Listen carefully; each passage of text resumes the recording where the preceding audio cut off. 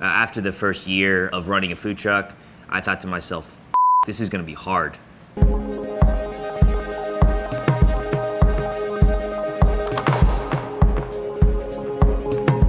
Honestly, I was almost out of fumes for a hot second. Like, I was just trying to make it a year.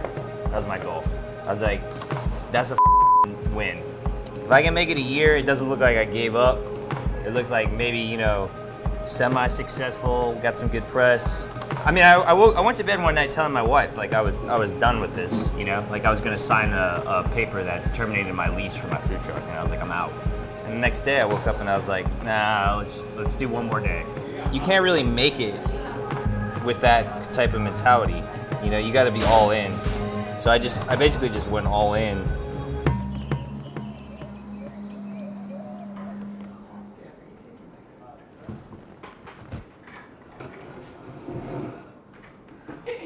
He's all distracted because of all the other stuff. Yeah, man, I usually get up, shower, coffee, emails, say hi to Nico, and then go to work. But Wednesdays and Fridays I go to the gym in the morning and then come back, shower, and then I'll stay late at the office till like, you know, 7:30 or 8. And then Fridays, Saturdays is events. I think you might have had enough, babe. I don't know if he wants any more. Are you done?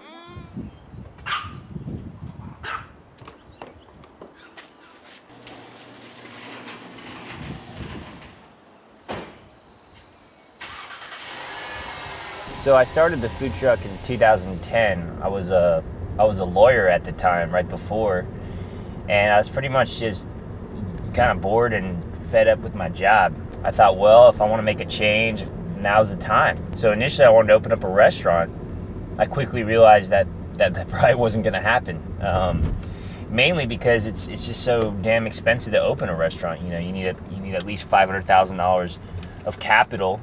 So my sister started telling me about these food trucks in LA. She talked to me about Kogi. And when I saw Kogi, I was like, there was something just super inspiring and raw about what they were trying to do. And I think a lot of that had to do with Roy Choi, but just the fact that they got this brand and this product off with low cost, and people really gravitated towards it. That was kind of like when the green light kind of went on, and we were like, if we're gonna try and get into a restaurant one day, we're gonna start as a food truck. Alright, so once you get the ticket.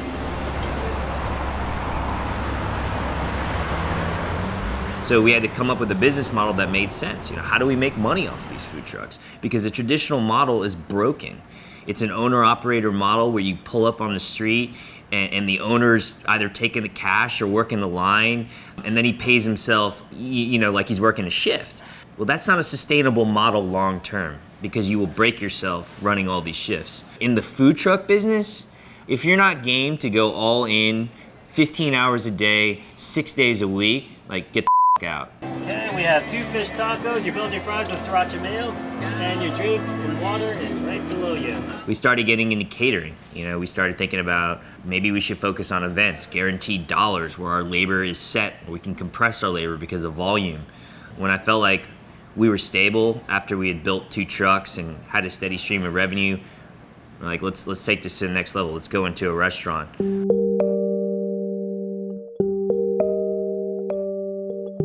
I think there are a lot of challenges facing the restaurant industry right now.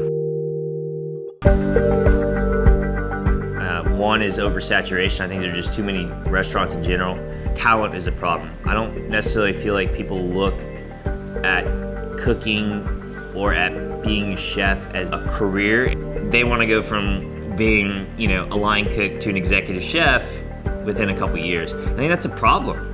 And then I think you look at the other issues facing restaurant owners.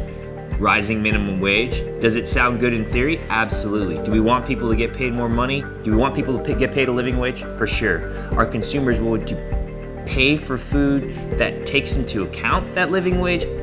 I'm not convinced of that yet.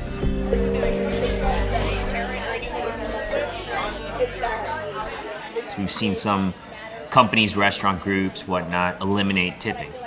That's at the forefront of the restaurant industry, and I'm not sure we've we found out whether that works or not in terms of eliminating tipping and putting an 18 or 20% service fee that's automatically applied to your check. Danny Meyer instituted this at a lot of his restaurants in New York.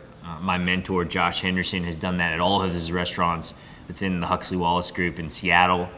And what I've seen is that while it does allow the restaurant group to provide insurance and pay the back of the house at a similar level to the front of the house and kind of close that gap, so to speak, I'm not sure consumers understand it. They still feel like the right to tip and the amount to tip should never be taken out of their hands, right? Because if they don't get good service, why should they tip? And I think there's this perception that waiters are disincentivized to give good service if they already have a 20% service charge on the bill. I think it's incredibly difficult to stay sustainable. And I think 40% of that is just grin and bear it. Like, let's just buckle down, watch our costs. I think the other 60% is innovation.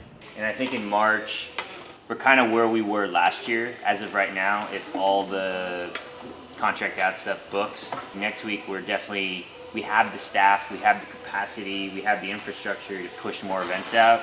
We've only got 6 or 7 events out on the book, so I want to make sure that we push as hard as possible. And it can be innovation in terms of your food. It can be innovation in terms of your service style. It can be innovation in terms of your customer experience. And then I think we need to be innovative in terms of how we market our product. It's not good enough to take a Facebook sponsored ad out anymore. That might have been good enough 6 years ago, but now everybody's doing that. So where do we go from here? And I think the ones that figure that out are gonna be most successful. I think the restaurant industry scares me just because of its volatility. We're walking a tightrope all the time. And I think that's what separates the great restaurateurs from the guys that are just so-so, is how far outside the box can you take this? I mean, I think Danny Meyer is a great example of that. He went out of fine dining and went into burgers and fries, comfort food. He realizes where the market's trending, and he realized it before everybody else. I think those are the guys that are gonna be really successful.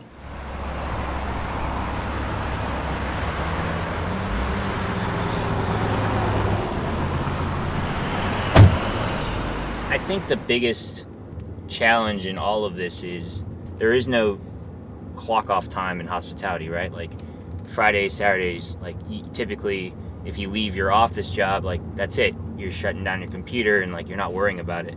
But in hospitality, like your day is just getting started. I think you can kind of get lost in just the fact that you're constantly operating. So I think for me, the big challenge is kind of letting some of that stuff go at night in order to maintain some form of sanity.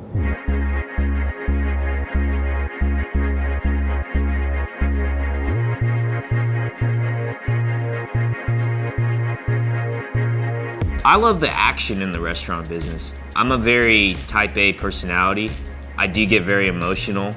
If I see something I don't like, if I see us put food out that's not up to my standards, I get pissed off. But I like that sense of feeling alive. You know, talking to customers and going out in the food truck and serving at weddings. And I like the fast-paced, frenetic environment we live in. It's incredibly challenging, and I think it can burn people out. I can't sit here and honestly say it might not burn me out. But for right now, I actually enjoy coming to work, which is saying something, because I used to not be able to say that.